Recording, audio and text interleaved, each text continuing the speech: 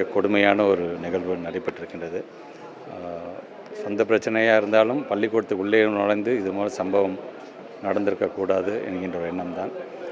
உடனடியாக நம்முடைய மாண்புமிகு தமிழ்நாட்டு முதலமைச்சர் தொலைபேசியில் தொடர்பு கொண்டு அங்கே இருக்கின்ற விவரத்தை கேட்டிருக்கின்றார்.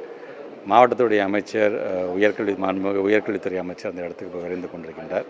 இப்போது நானும் நேரடியாக விமானத்துக்கு சென்று 3:30 மணி விமானத்துக்கு சென்று நானும் சம்பவம் நடந்த இடத்திற்கே செல்ல இருக்கின்றேன். அங்கே இருக்கின்ற கலெக்டரை நாங்கள் அமைச்சிருக்கிறோம். சம்மந்தப்பட்ட நபர் கைது செய்யப்பட்டிருக்கின்றார். இருந்தாலும் நான் கலெக்டர்கிட்ட சொன்னது பிள்ளைங்க எந்த விதத்திலும் பயந்துடக்கூடாது, அவங்களுக்கான ஒரு கவுன்சிலிங் உடனடியாக நீங்கள் கொடுக்க வேண்டும். பள்ளிக்கு விடுமுறை விட்டு அந்த குழந்தைங்களுக்கு அந்த உரிய கவுன்சிலிங் வழங்க வேண்டும், அவங்களை தைரியப்படுத்த வேண்டும் என்று சொல்லியிருக்கின்றோம். எஸ்எம்சி மூலமாக நியமிக்கப்பட்டிருக்கின்ற அந்த டீச்சர் அவங்களுடைய மறைவு உள்ளபடி அது வேதனைக்குரியதாக இருக்கின்றது. அவருடைய குடும்பத்திற்கு என்றைக்குமே நாங்கள் துணை நிற்போம். அதை வலியுறுத்துகின்ற விதமாகத்தான் இப்போ உடனடியாக நேரடியாக அங்கே நானும் செல்ல இருக்கின்றேன்.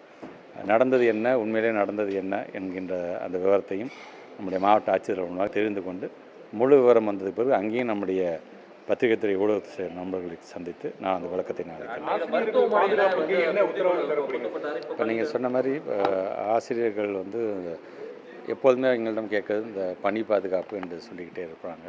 கண்டிப்பாக நம்முடைய மாண்புமிகு தமிழ்நாட்டு முதலமைச்சருடைய கவனத்திற்கும் இதை நாங்கள் கொண்டு செல்வோம். இனி இது போன்று சொந்த பிரச்சனையாக இருந்தாலும் இனி இது போன்று ஒரு நிகழ்வு நடக்காத வண்ணம் எந்த அளவுக்கு நம்ம கவனம் செலுத்த முடியும். கண்டிப்பாக உடனுக்குடன் செய்திகளை தெரிந்து கொள்ள சன் நியூஸ் பெல் ஐகானை கிளிக் பண்ணுங்க.